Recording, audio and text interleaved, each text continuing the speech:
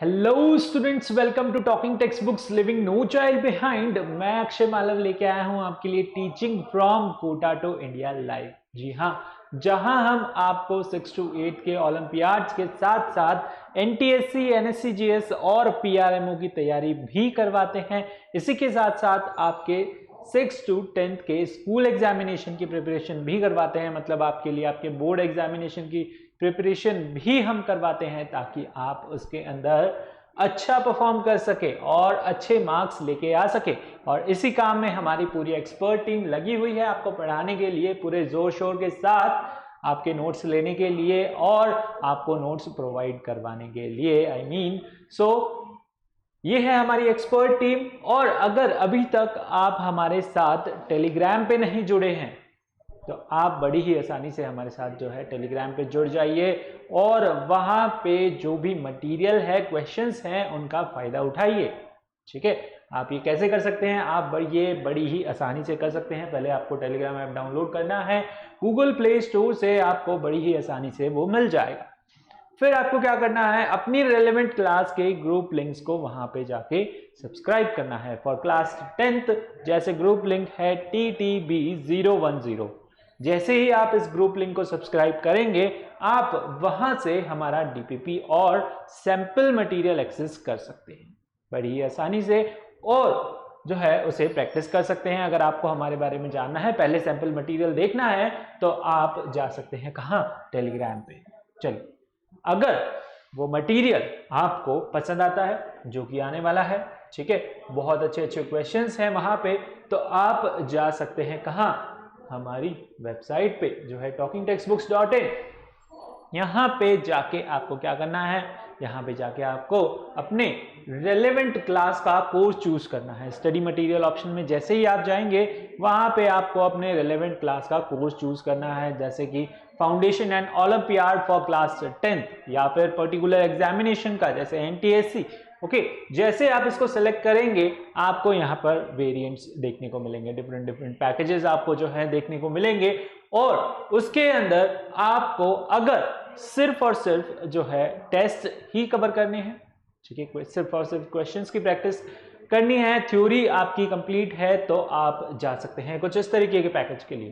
ठीक है, जो लोअर पैकेज होगा जिसके अंदर सिर्फ और सिर्फ टेस्ट और क्विजेस के बारे में जो है दिया होगा, तो आप जो है इस पैकेज को चूज कर सकते हैं। और अगर आपको चाहिए comprehensive study material, homework submission, ठीक है, रिकॉर्डेड एंड लाइव लेक्चर्स भी इसमें आपके लिए रहेंगे और पीरियोडिक टेस्ट पेपर्स भी आपके लिए रहेंगे। ठीक है, वो तो ऑब्वियस सी बात है, रहेंगे ही सही। तो आप जा सकते हैं कुछ इस तरीके के पैकेज के लिए। ठीक है, कॉम्प्रिहेंसिव मटेरियल आपके घर तक पहुंचाया जाएगा इन हार्ड कॉपी, और उसमें से आपको होमवर्क दिया जाएगा। वो होमवर्क आपको सबमिट करना होगा कहां पे? गूगल क्लासरूम पे। ठीक है, तो जैसे ही आप जो है इन दोनों को यहां पे बाय नाउ पे क्लिक करके अवेल कर सकते हैं, ठीक है, एक्सेस कर सकते हैं। और जैसे ही आप बाय नाउ पे क्लिक करेंगे, आप प्राइस डिटेलिंग ऑप्शन पे जाएंगे। प्राइस डिटेलिंग ऑप्शन में हमने आपके लिए यहां पर डिस्काउंट फ्रॉम कूपन भी रखा है, जिसके अंदर आप अगर कोड अप्लाई करते हैं AM लाइव, तो आपको मिलेगा सीधा सीधा 30% का डिस्काउंट। कितना? 30% का डिस्काउंट, नॉट 300।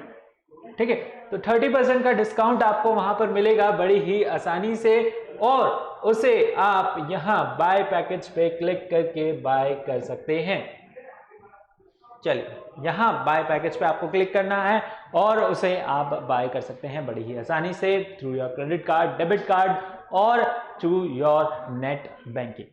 ठीक है, अगर आपकी कुछ सवाल हैं, कुछ क्वेरीज हैं हमारे से रिलेटेड, सब्सक्रिप्शन से रिलेटेड, कोर्सेज से रिलेटेड, मटेरियल से रिलेटेड, टेलीग्राम से रिलेटेड, कुछ भी आपका सवाल है, तो आप इन नंबर पे कॉल करके पूछ सकते हैं।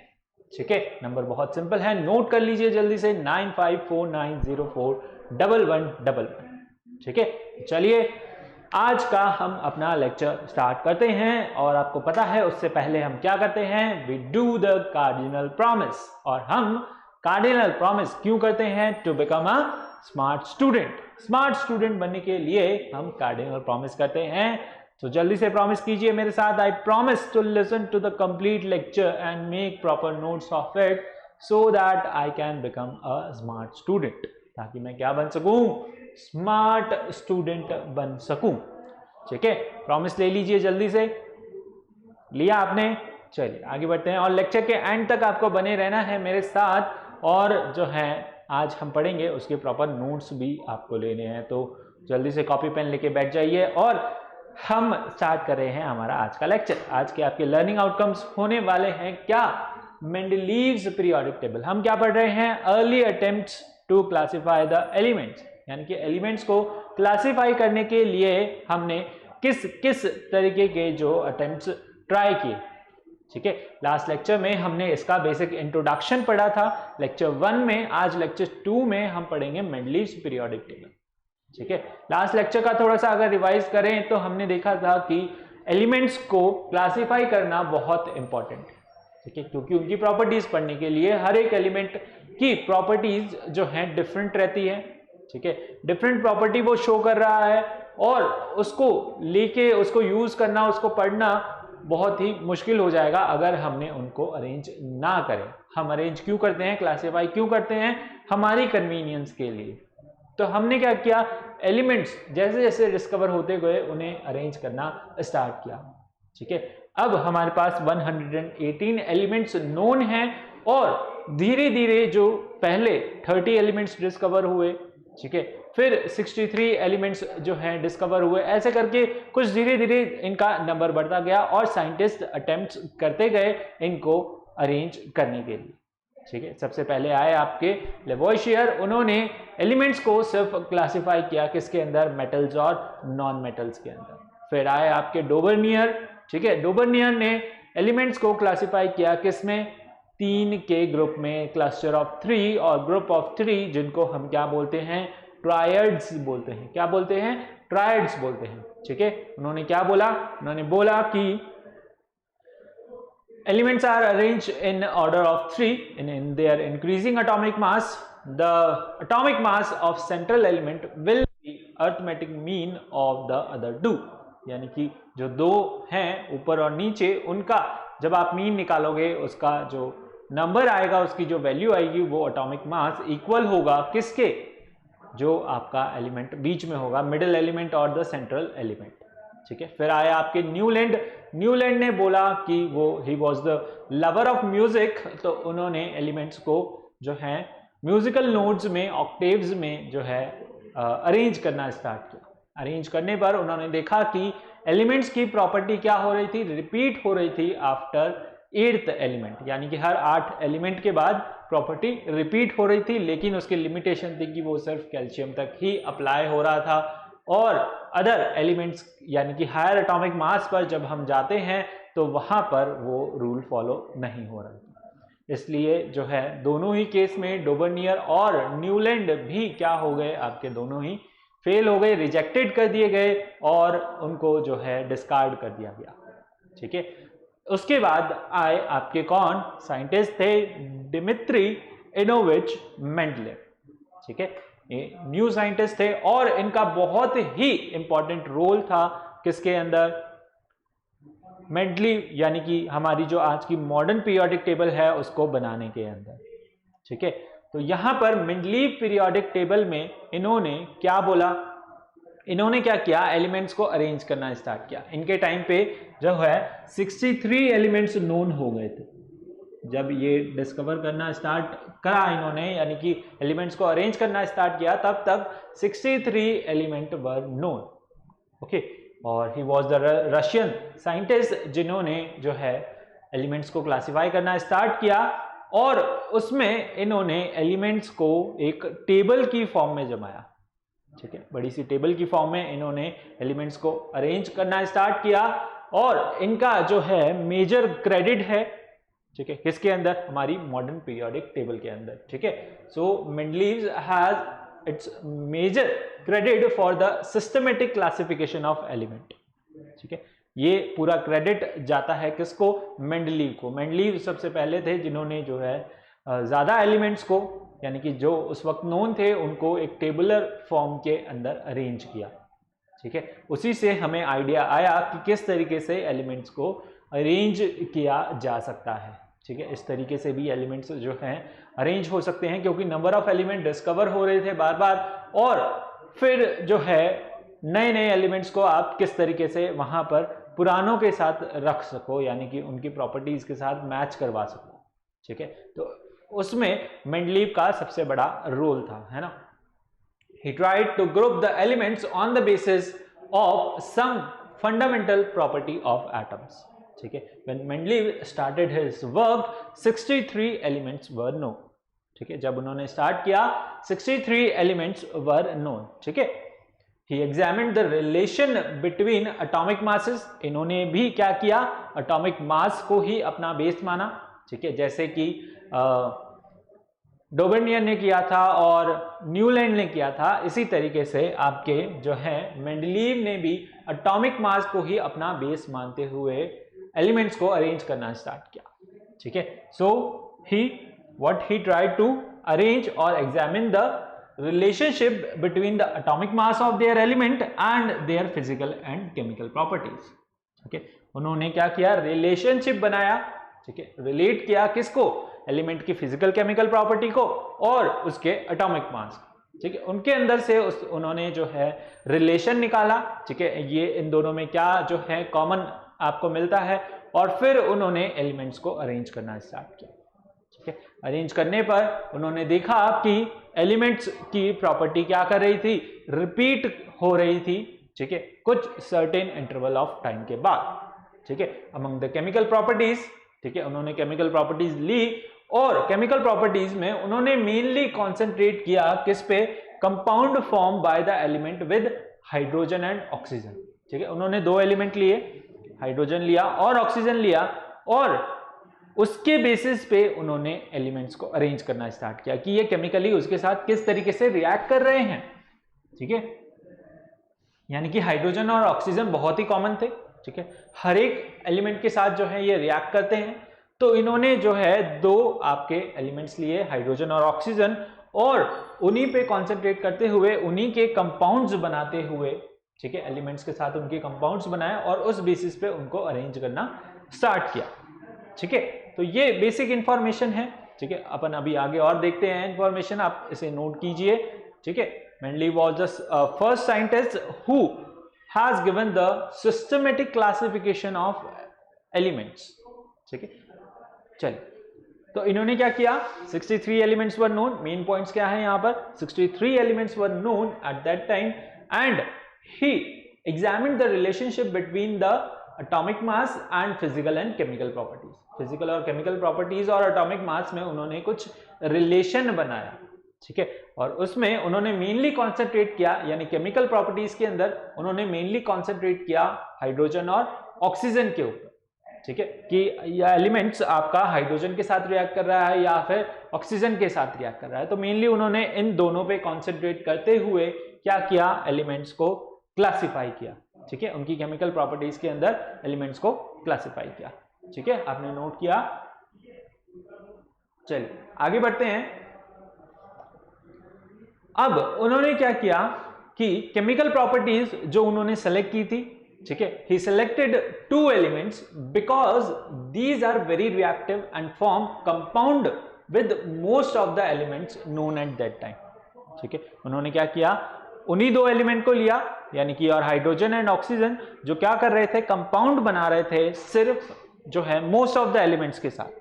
ठीक है, कंपाउंड बना रहे थे किनके साथ, AC के मोस्ट ऑफ द एलिमेंट्स के साथ। ठीक है, the formula of compound formed by these elements. ठीक है, ऑक्सीजन के साथ अगर कोई कंपाउंड बन रहा है तो उसका हम बोलते हैं कि ये इसका ऑक्साइड है। ठीक है, हाइड्रोजन के साथ बन रहा है तो उसका हाइड्राइड है। ठीक है, तो ऑक्साइड्स और हाइड्राइड्स उनके बनाए, है ना, सभी एलिमेंट्स जो उस वक्त नोन थे उनके ऑक्साइड्स और हाइड्राइड उन्होंने क्या किए, फॉर्म किए, and were regarded as one of the basic property of elements. ठीक है, फॉर इट्स क्लासिफिकेशन। ठीक है, और ये जो है उनकी बेसिक प्रॉपर्टी बन गई, एक बन गई एटॉमिक मास और एक बन गई chemical properties of the hydrides and oxides. ठीक है, दो चीजें उन्होंने ली और दोनों में से जो है कुछ रिलेशनशिप निकाला। ठीक है, उनमें से कुछ रिलेशन निकाला और उस तरीके से फिर एलिमेंट्स को अरेंज करना स्टार्ट किया। ठीक है, इसी के ऊपर उनका जो है लॉ निकाला उन्होंने, that is Mendeleev periodic law. Law बना, वो बोलता है, क्या बोलता है, the law states that physical chemical properties of elements are periodic function of their atomic masses.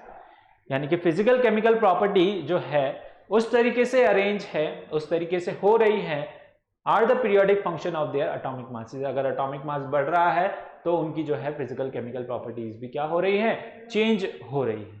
ठीक है, तो पीरियोडिक फंक्शन किसकी वजह से, यानी कि फिजिकल केमिकल प्रॉपर्टी किसकी वजह से चेंज हो रही है, एटॉमिक मास की वजह से चेंज हो रही है।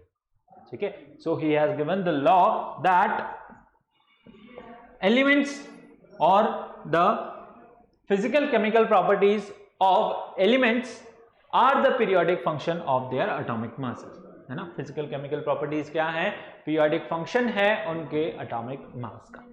ठीक है, this means that when the elements are arranged in order of their increasing atomic mass, ठीक है, अगर उन्हें इंक्रीजिंग एटॉमिक मास में हम अरेंज करें तो the elements with similar property recur at regular interval. यानी कि किसी एलिमेंट की अगर सेम प्रॉपर्टी होगी तो वो क्या करेगा, रीअकर करेगा पीरियोडिकली, यानी कि उसकी जो है प्रॉपर्टी मतलब मैच करेगी। जब आप पीरियोडिकली मूव करेंगे, ठीक है, तो यहां पर आने के बाद जो है वो प्रॉपर्टी आपको सेम मिलेगी जो पहले एलिमेंट था उसके। ठीक है, सच ऑर्डरली अरेंजमेंट और recurring property of cyclic fashion said to be the occurringly periodically. ठीक है, इसे हम बोलते हैं क्या, पीरियोडिक क्लासिफिकेशन। ठीक है, पीरियोडिकली जो है उसकी प्रॉपर्टीज क्या हो रही हैं, रीअकर हो रही हैं, and this is responsible for the name periodic law और पीरियोडिक टेबल। ठीक है, इसी से हमें जो है नाम मिला क्या, पीरियोडिक लॉ या फिर पीरियोडिक टेबल बोले। ओके, पीरियोडिक लॉ यहां पर उन्होंने क्या दिया, उन्होंने दिया कि फिजिकल केमिकल प्रॉपर्टीज जो हैं वो क्या कर रही हैं, मैच कर रही हैं या मिल रही हैं, पीरियोडिकली रिपीट हो रही हैं after a certain interval of time. ठीक है, और ये किसकी वजह से हो रही है, आपके एटॉमिक मास की वजह से हो रही है ना। एटॉमिक मास क्या है, पीरियोडिक फंक्शन है किसका, फिजिकल और केमिकल प्रॉपर्टीज। ठीक है, किसी एलिमेंट की फिजिकल केमिकल प्रॉपर्टीज, ठीक है, उसके एटॉमिक मास पे डिपेंड कर रही है। Okay, understood. चलिए इसे नोट कीजिए एक बार जल्दी से, फिर हम आगे बढ़ते हैं। ठीक है, Mendeleev periodic law, and this was the important law for what, for the formation of your now modern periodic table, है ना। मॉडर्न पीरियोडिक टेबल इसी से जो है अरेंजमेंट से उन साइंटिस्ट को आइडियाज आए और उन्होंने इसी तरीके से एलिमेंट्स को अरेंज करना स्टार्ट किया। ठीक है, चलिए देखते हैं कैसी है मेंडलीव की पीरियोडिक टेबल। कुछ इस तरीके से उन्होंने क्या किया, एलिमेंट्स को अरेंज किया। ये पूरी टेबल किसकी टेबल है, मेंडलीव पीरियोडिक टेबल। उन्होंने क्या किया, इसके अंदर जो है पीरियड्स और ग्रुप्स के अंदर एलिमेंट्स को डिवाइड किया। उन्होंने जो है 7 आपके हॉरिजॉन्टल रोज बनाई। ठीक है, ये सारी रोज कितनी है आपकी, 7 हॉरिजॉन्टल रोज हैं। यहां से स्टार्ट कर रहे हैं, ये भी जो है इंक्लूडेड है ना। यहां पर 6 जो है पीरियड्स दे रखे हैं, 1 2 3 4 5 6। तो उन्होंने जो है हॉरिजॉन्टल रोज में जो है एलिमेंट्स को अरेंज किया और 8 क्या बनाए उन्होंने, वर्टिकल कॉलम्स बनाए। क्या बनाए, वर्टिकल कॉलम्स। ये तो आपके क्या हो गए, पीरियड्स। क्या हो गए, पीरियड्स, और ये क्या हो गए आपके कॉलम। ठीक है, और इनको हम बोलते हैं ग्रुप्स, है ना। कॉलम्स यानी कि इन कॉलम्स को हम क्या बोलते हैं, ग्रुप्स बोलते हैं। क्या बोलते हैं, ग्रुप्स। ठीक है, कॉलम ना बोल के आप बोलिए इनको क्या, ग्रुप्स। ठीक है, चल अब उन्होंने क्या किया, एलिमेंट्स को क्लासिफाई किया ग्रुप्स और पीरियड्स के अंदर। ठीक है, इस तरीके से उन्होंने टेबल अरेंज की। अब इसमें उन्होंने क्या किया, यहां पर तो पीरियड्स लिए। ठीक है, क्या लिए, पीरियड्स, और यहां पे क्या लिया उन्होंने, ग्रुप्स लिए। क्या लिए उन्होंने, ग्रुप्स। ठीक है, ये क्या है, सारे आपके ग्रुप्स और ये हैं आपके पीरियड्स। अब ग्रुप्स में उन्होंने कितने ग्रुप्स लिए? 8 ग्रुप्स लिए। कितने लिए? 8 ग्रुप्स। ठीक है, 8 ग्रुप्स में भी उन्होंने जो है हर एक ग्रुप को 2 पार्ट में डिवाइड किया, ए और बी। ठीक है, जैसा कि आप देख रहे हैं यहां पर पिक्चर में, ए और बी में आपके सारे ग्रुप डिवाइडेड हैं, बस 8th ग्रुप को छोड़ के।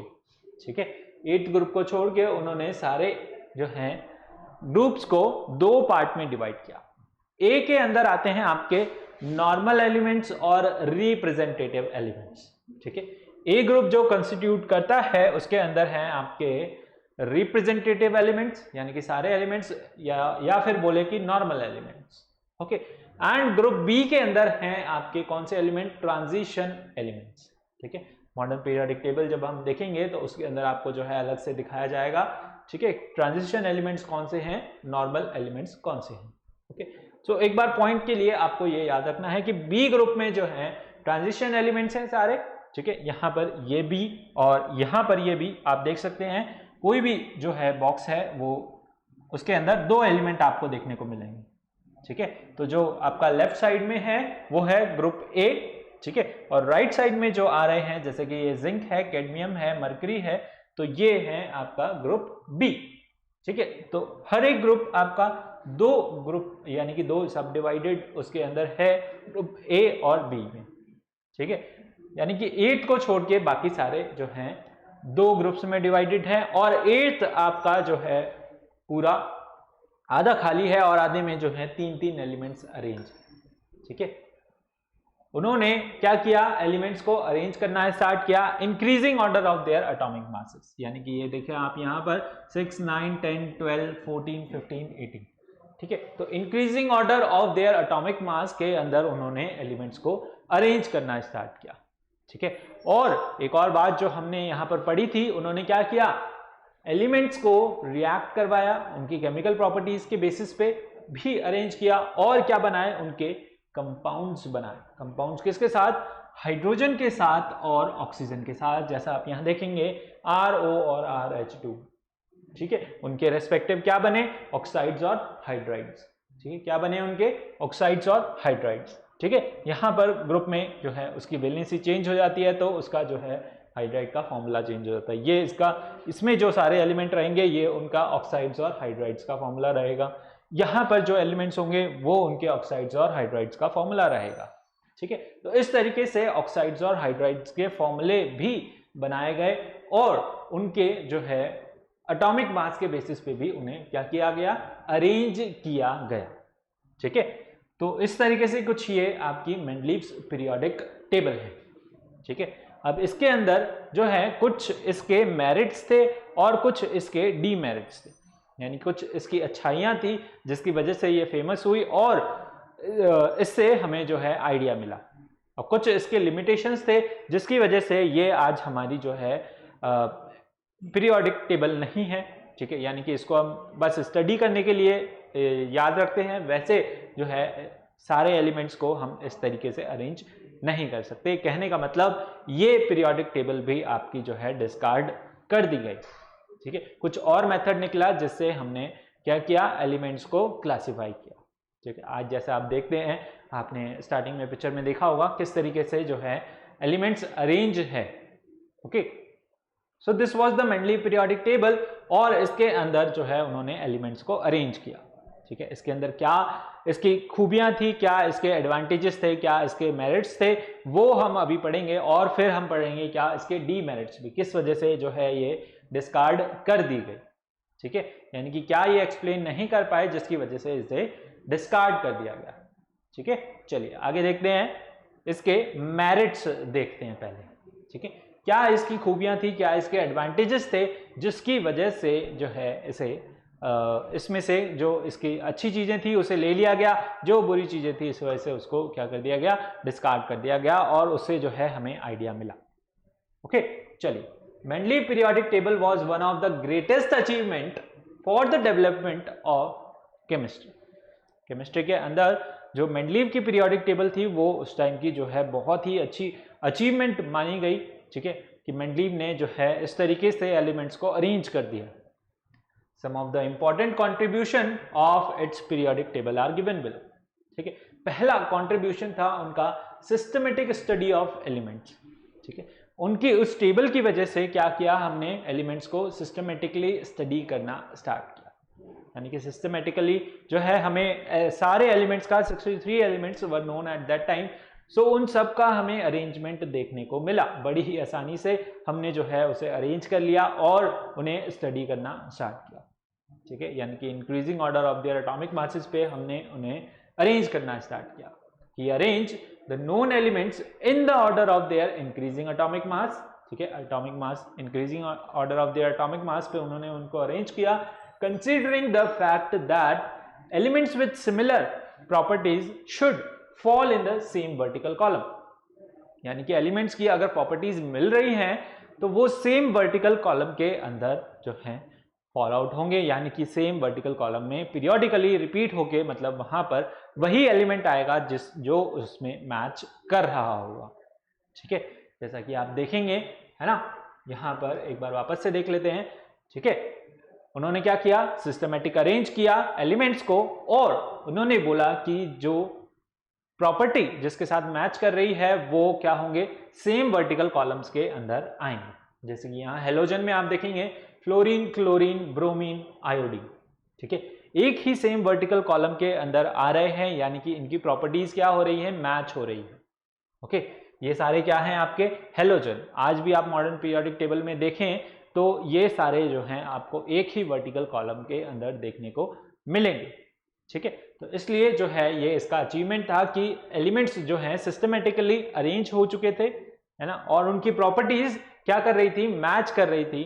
ठीक है, इन द सेम वर्टिकल कॉलम, जब आप उसे देखें। ओके, चलिए फिर है सेकंड अचीवमेंट जो उसका मिला, वो है हमारे पास करेक्शन ऑफ एटॉमिक मासेस। उन्होंने क्या किया, कुछ एलिमेंट्स का एटॉमिक मास भी जो है करेक्ट किया। उस वक्त जो रॉन्ग था, किसी का एटॉमिक मास जो है रॉन्ग निकला हुआ था, तो उसको भी उन्होंने क्या किया, करेक्ट किया। ठीक है, तो मेंडलीव ने क्या किया, Mendeleev periodic table could predict errors in atomic masses of element. ठीक है, जो है मेंडलीव ने एरर्स जो है निकाले उसके अंदर, जब उन्होंने अरेंज करना स्टार्ट किया और देखा कि कुछ एलिमेंट्स जो हैं वो मैच नहीं कर रहे हैं, मतलब एज प्रॉपरली अरेंज नहीं कर रहे हैं, तो उन्होंने देखा कि इनका जो है एटॉमिक मास क्या आ रहा है, रॉन्ग आ रहा है, गलत है, तो उन्होंने जो है उसको भी करेक्ट किया। ठीक है, तो जब वो अरेंज कर रहे थे मॉडर्न पीरियोडिक टेबल, यानी कि और Mendeleev's periodic table could predict errors in atomic masses of element. ठीक है, एटॉमिक मासेस ऑफ एलिमेंट्स के अंदर जो है उसको अरेंज कर रहे थे, therefore atomic masses of certain elements were corrected. ठीक है, कुछ एलिमेंट्स का एटॉमिक मास करेक्ट किया गया, जैसे कि for example atomic mass of beryllium was corrected from 13.5 to 9। ठीक है, उस वक्त इसका एटॉमिक मास था 13.5, फिर उसे करेक्ट करके क्या किया गया, 9 किया गया। ठीक है, 9 is the correct atomic mass of beryllium. Similarly with the help of this table, atomic masses of indium, gold, platinum were also corrected. ठीक है, उन्हें भी जो है करेक्ट किया गया, किसका, इंडियम का, गोल्ड का, प्लेटिनम का, और बेरिलियम का भी जो है एटॉमिक मास करेक्ट किया गया 13.5 से 9। ठीक है, चलिए नोट कीजिए इन दो पॉइंट्स को, फिर हम आगे बढ़ते हैं। Merits of Mendeleev periodic table, है ना, मेंडलीव्स ने एलिमेंट्स को क्लासिफाई किया, उनको अरेंज किया सिस्टमेटिक ऑर्डर में, और उन्होंने क्या किया, एटॉमिक मास करेक्ट किया कुछ एलिमेंट्स का। ठीक है, एटॉमिक मास करेक्ट किया कुछ एलिमेंट्स का और देखा कि किस तरीके से जो है वो टेबल के अंदर फिट हो रहे हैं। ओके, चलिए आगे बढ़ते हैं। कुछ और जो है उसके मेरिट्स थे। Mendeleev predicted the properties of some missing element. ये एलिमेंट्स उस वक्त डिस्कवर नहीं हुए थे, यानी कि मेंडलीव ने क्या किया, उन्होंने जो है भविष्यवाणी कर दी, है ना, कि आगे जब यहां पर एलिमेंट्स डिस्कवर होंगे तब वो इस जगह पर आएंगे और ये उनकी प्रॉपर्टीज होंगी। उन्होंने पहले ही बता दिया, एलिमेंट डिस्कवर नहीं हुआ, पता ही नहीं है कौन सा एलिमेंट आएगा, क्या आएगा, और उन्होंने क्या कर दिया, प्रिडिक्ट कर दिया, इतना उन्हें कॉन्फिडेंस था कि जब भी कोई एलिमेंट यहां पर डिस्कवर होगा, यानी कुछ इस तरीके का एलिमेंट डिस्कवर होगा, तो उसकी प्रॉपर्टी क्या होगी, कुछ इस तरीके की होंगी। उन्होंने प्रॉपर्टीज भी बता दी, ये उसका एटॉमिक मास होगा और ये जो है यहां पर निकल के आएगा। ठीक है, तो उन्होंने क्या कर लिया, प्रिडिक्ट कर लिया पहले ही, और प्रिडिक्ट करके उन्होंने बता दिया इतना कॉन्फिडेंस है कि यहां पर जब भी एलिमेंट डिस्कवर होगा उसकी ये प्रॉपर्टीज होगी और वो इस जगह पे आएगा। ठीक है, नाम नहीं पता था। ओके, तो उन्होंने जो है उसका थोड़ा सा नाम भी दे दिया, है ना। नाम उस वक्त पता नहीं था, उसका नाम जो है बाद में रखा गया। उन्होंने पहले ही उसे जो है नाम दे दिया, क्या, एका बोरोन, यानी कि बोरोन के बाद आएगा तो उसको जो है एक बाद, एका मतलब एक बाद, है ना, लाइक एक जब हम करते हैं मतलब आफ्टर द वन, ठीक है, उसे हम बोलते हैं एका, है ना। वहां पर जो है प्रीफिक्स दे दिया गया, कहने का मतलब प्रीफिक्स दे दिया गया, एका मतलब एक के बाद, ठीक है, इसके बाद। ओके, एका सिलिकॉन मतलब सिलिकॉन के एक बाद। ओके, एका बोरॉन मतलब बोरॉन के एक बाद, और एका एल्यूमिनियम मतलब एल्यूमिनियम के एक बाद। ठीक है, so Mendeleev predicted the properties of those missing elements from the known properties of the other element. ठीक है, उसे जो है सिलिकॉन की प्रॉपर्टी पता थी, बोरॉन की पता थी, एल्यूमिनियम की पता थी, लेकिन स्कैंडियम, गैलियम और जर्मेनियम की नहीं पता थी। लेकिन उसने क्या किया, पहले से ही प्रिडिक्ट करके बता दिया कि जब यहां पे कोई एलिमेंट डिस्कवर होगा तो उसकी प्रॉपर्टीज इस तरीके से होगी। ठीक है, तो उन्होंने उन एलिमेंट्स को नाम दे दिया, किसको, स्कैंडियम, गैलियम और जर्मेनियम को, क्या, एका बोरॉन, एका एल्यूमिनियम और एका सिलिकॉन। ठीक है, so these were not discovered at the time of Mendeleev, जब मेंडलीव की पीरियोडिक टेबल थी, जब ये डिस्कवर्ड नहीं हुए थे। ठीक है, यहां पर आप देखें जैसे कि ये रहा scandium, okay, and your gallium and germanium. ठीक है, तो इसे उन्होंने नाम दिया क्या, एका सिलिकॉन, ठीक है, एका एल्यूमिनियम और एका बोरॉन। एका बोरॉन जो है आपका दैट इज योर एल्यूमिनियम, और एका आपका जो है स्कैंडियम। ओके, तो इस तरीके से उन्होंने क्या किया, एलिमेंट्स को अरेंज किया, ठीक है, और उनकी जो है प्रॉपर्टीज को प्रिडिक्ट किया। ठीक है, position of noble gases, next उसका जो है मेरिट है position of noble gases. Noble gases की जब उस वक्त डिस्कवर नहीं हुई थी, नोबल गैसेस आप देख सकते हैं यहां पर जो है कुछ नोबल गैसेस नहीं है, है ना, कोई भी यहां पर नोबल गैसेस नहीं है। हाइड्रोजन के बाद हीलियम आता है तो वो यहां पर नहीं है, क्योंकि वो उस वक्त डिस्कवर नहीं हुई थी। ठीक है, तो उन्होंने क्या किया, जो है जब आपकी नोबल गैसेस डिस्कवर हुई, जैसे कि हीलियम, नियॉन, आर्गन, ठीक है, तो वो डिस्कवर होने के बाद उन्होंने क्या किया, उनके लिए अलग से ही जो है टेबल में वो अरेंज हो गई। उन्होंने पूरी पीरियोडिक टेबल को जो है डिस्टर्ब नहीं किया।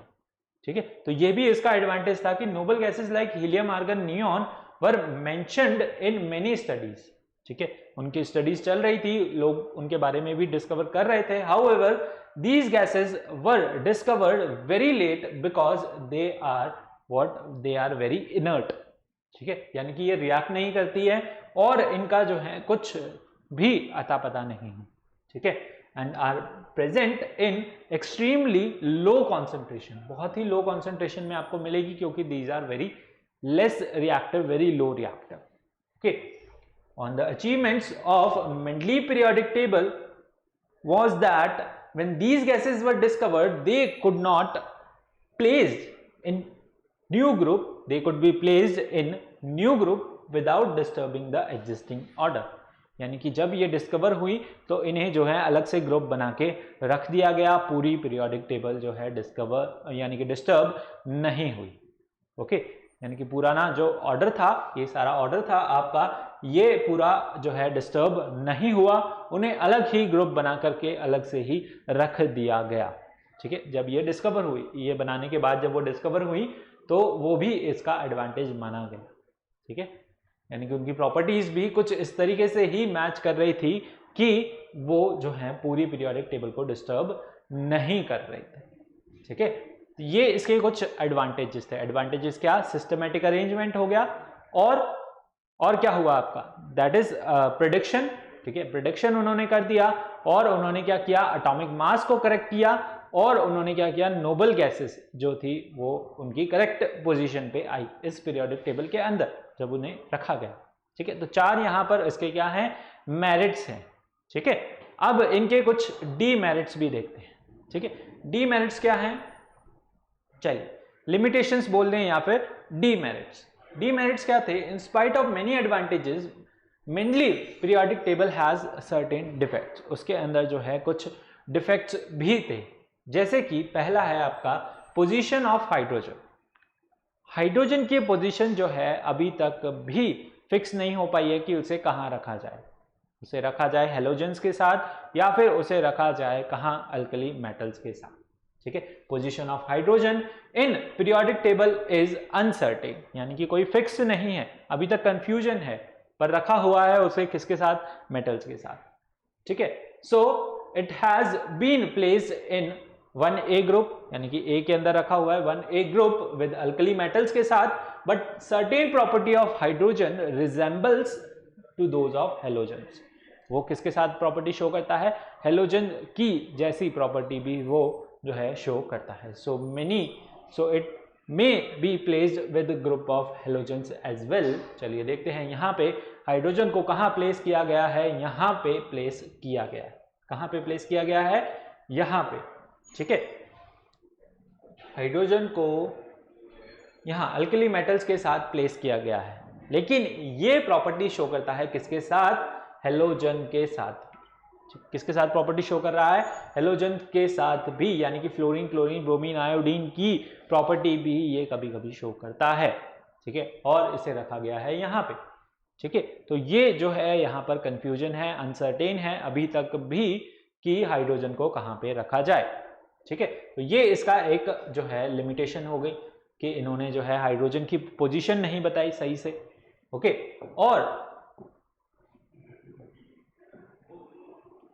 और पोजीशन ऑफ आइसोटोप्स।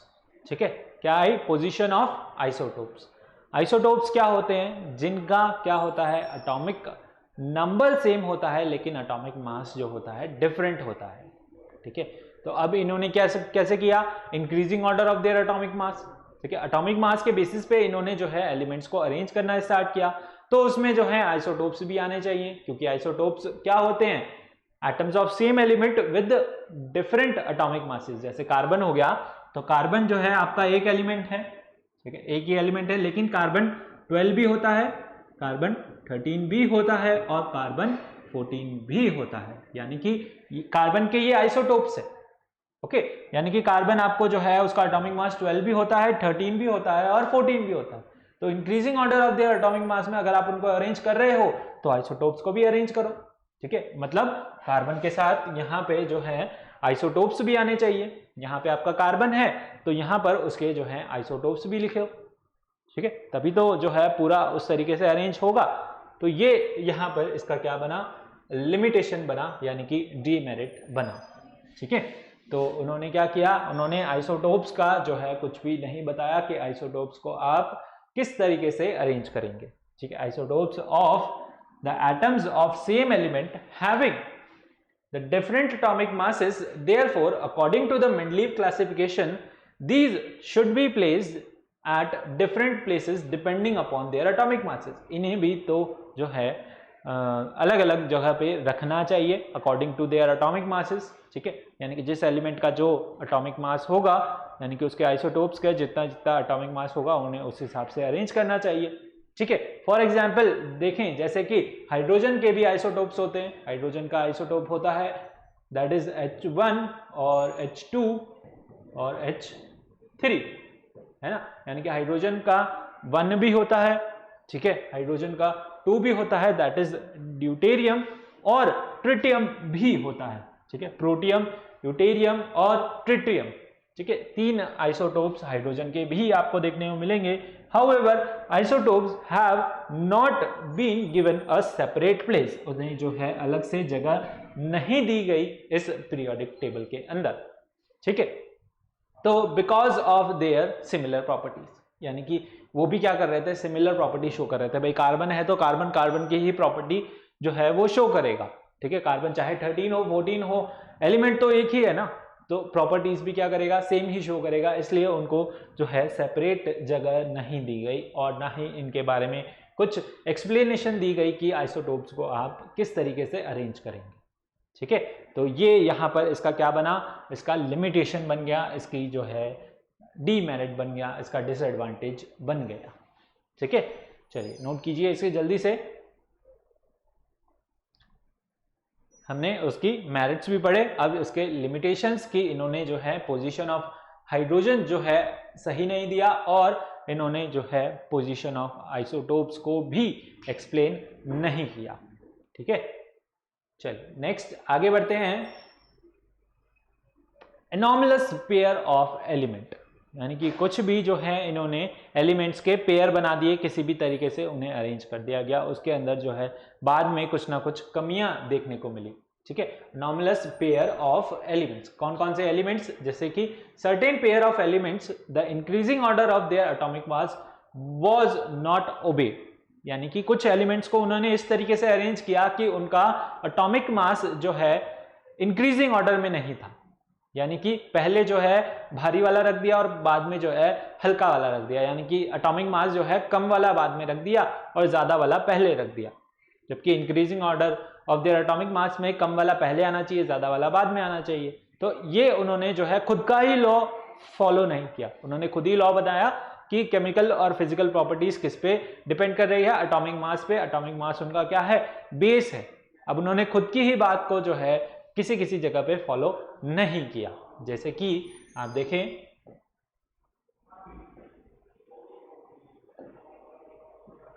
यहां पे। ठीक है, यहां पे आप देखें कोबाल्ट और निकल को देखें। ठीक है, कोबाल्ट का एटॉमिक मास है 58 और निकल का है 58.71 और इसका है 58.93। ठीक है, क्या आपको दिख रहा है, बिल्कुल ठीक है। चलिए, और आप देखें यहां पर टेल्यूरियम और आयोडीन में 127 और 126। ठीक है, यहां पर आपको जो है डिफरेंस देखने को मिला है। ठीक है, और जो है आपको यहां पर जो है इन दो के अंदर आपको देखने को मिला। ठीक है, एटॉमिक मास क्या आपको जो है डिफरेंस यहां पर इन दो के अंदर देखने को मिला, जिसके अंदर एलिमेंट्स अरेंज हैं किसमें, उन्होंने अपना ही जो है लॉ फॉलो आउट नहीं किया। ठीक है, अपना ही लॉ फॉलो आउट नहीं किया। ठीक है, तो ये जो थे दो एलिमेंट्स थे। ठीक है, और यहां पर उन्होंने अपना लॉ फॉलो आउट नहीं किया। चलिए आगे बढ़ते हैं। तो ये तो एक आपकी बात हो गई जिसके अंदर उन्होंने जो है लॉ को फॉलो नहीं किया। चलिए आगे बढ़ते हैं।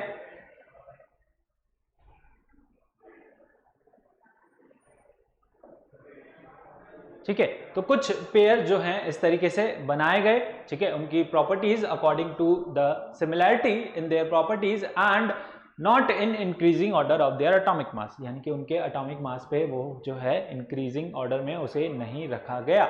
ठीक है, for example the atomic mass of argon. ठीक है, आर्गन का एटॉमिक मास होता है 39.9 और पोटेशियम का एटॉमिक मास होता है क्या, 39.1। ठीक है, तो जो आपका आर्गन था यानी कि उसे पहले रखा गया और पोटेशियम को बाद में रखा गया। ठीक है, but argon is placed before what, potassium in the periodic table and the position of cobalt और निकल, जैसा मैंने आपको दिखाया अभी, are not in proper order. ठीक है, उन्हें भी जो है प्रॉपर ऑर्डर में नहीं किया गया। 58.9 और 58.7 और टेल्यूरियम और आयोडीन आपने देखा 127 और 126 को। ठीक है, आर्गन्स जो है आपका यहां पर अगर हम बात करें, आर्गन जो है यहां पर नहीं है क्योंकि वो क्या है, नोबल गैस है ना, और पोटेशियम जो है यहां पर दे रखा है, पर आर्गन जो है इस पीरियोडिक टेबल में जो है नोबल गैसेस को नहीं रखा गया। ठीक है, क्योंकि वो बाद में डिस्कवर हुई थी। तो ये जो है आपकी एनसीईआरटी की पीरियोडिक टेबल है। ठीक है, सेम वहीं से जो है एज इट इज ली गई है, तो इसके अंदर जो है उसका अरेंजमेंट नहीं है। ओके, चलिए नेक्स्ट जो है इसका डीमेरिट था some similar elements were separated in the periodic table, कुछ सिमिलर एलिमेंट्स को जो है पीरियोडिक टेबल के अंदर एक साथ रख दिया गया, यानी अलग अलग रख दिया गया, ठीक है। सिमिलर जो एलिमेंट्स थे उन्हें अलग अलग रख दिया गया और जो अलग अलग थे उनको साथ साथ रख दिया गया। फॉर एग्जाम्पल कॉपर और मरकरी, ठीक है। On the other hand some dissimilar matter were placed together in a similar group, यानी कि एक ही ग्रुप में जो है डिसिमिलर एलिमेंट्स को रख दिया गया, जैसे कि कॉपर, सिल्वर, गोल्ड, और जो है आपका इनको प्लेस कर दिया गया किसके साथ, रिएक्टिव यानी कि अल्कली मेटल्स के साथ। यहां पर देखें आप वापस से एक बार, चलिए यहां पर देख लेते हैं कि आपका ये जो है कॉपर, सिल्वर और गोल्ड को प्लेस कर दिया गया किसके साथ, लिथियम, सोडियम और पोटेशियम के साथ और रुबिडियम, सीजियम के साथ। ये क्या है, बहुत ही ज्यादा रिएक्टिव है ना। जो अल्कली मेटल्स हैं, फर्स्ट ग्रुप के एलिमेंट्स हैं, ये क्या है, बहुत ही ज्यादा रिएक्टिव है। और कॉपर, सिल्वर, गोल्ड जो हैं, they are very low reactive, very less reactive, ठीक है। आपने रिएक्टिविटी सीरीज में इनको पढ़ा हो तो कॉपर, सिल्वर, गोल्ड जो हैं सबसे नीचे आते हैं आपकी रिएक्टिविटी सीरीज में, ठीक है। और ये जो हैं बहुत ही ज्यादा ऊपर आते हैं, बहुत ही ज्यादा रिएक्टिव हैं, तो इनकी प्रॉपर्टीज जो हैं डिसिमिलर हो गई। यहां पर एक जगह और आप देखें कि मैंगनीज को प्लेस कर दिया गया किसके साथ, हेलोजेंस के साथ। किसके साथ, हेलोजेंस के साथ, यानी फ्लोरीन, क्लोरीन, ब्रोमीन और आयोडीन के साथ आपके मैंगनीज को रख दिया गया, ठीक है। तो यहां पर जो है प्रॉपर्टीज मैच नहीं कर रही, ठीक है। कुछ एलिमेंट्स को जो है अलग अलग रख दिया गया, ठीक है। कॉपर और मरकरी को जो है अलग अलग रख दिया गया, है ना।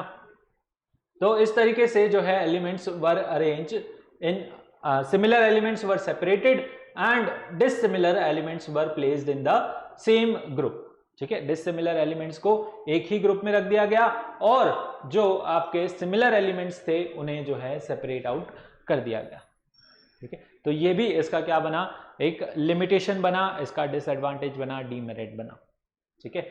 और इसी को जो है वो एक्सप्लेन नहीं कर पाए, ठीक है। कॉज ऑफ पीरियोडिसिटी, यानी कि वो जो है प्रॉपर्टीज बार बार क्यों रिपीट हो रही है, ठीक है। कॉज ऑफ पीरियोडिसिटी को वो एक्सप्लेन नहीं कर पाए, ठीक है। Mendeleev could not explain the cause of periodicity, यानी कि प्रॉपर्टीज जो हैं बार बार क्यों रिपीट हो रही हैं, ठीक है, इसका रीजन वो नहीं दे पाए, ठीक है। बस रिपीट हो रही हैं, एटॉमिक मास पे डिपेंड कर रही हैं, ये बात उन्होंने बोली, ठीक है। तो ये सारे क्या थे, उनके डीमेरिट्स थे। क्या थे, डीमेरिट्स। ये सारी चीजें आज हमने इस लेक्चर में पढ़ी। आई होप आपको समझ आई होंगी about the Mendeleev periodic table, ठीक है। किस तरीके से एलिमेंट्स को उन्होंने क्लासिफाई किया और किस तरीके से जो है सिस्टमेटिक अरेंजमेंट दिया अबाउट द एलिमेंट्स, ठीक है। अब आपको क्या करना है, वीडियो को लाइक कर दीजिए और जोर से लाइक बटन को दबाइए, ठीक है। लाइक यानी थम्स अप दीजिए और सब्सक्राइब बटन को दबाइए और बेल आइकन को भी जरूर प्रेस कीजिए to get the timely notifications, ठीक है। घंटी है, बजा के भाग जाओ यार, ठीक है। जैसे डोर बेल बजाते हो ऐसे ही बेल बजा के भाग जाओ, ठीक है। मिलते हैं अगले लेक्चर में, तब तक के लिए thank you, bye bye, take care.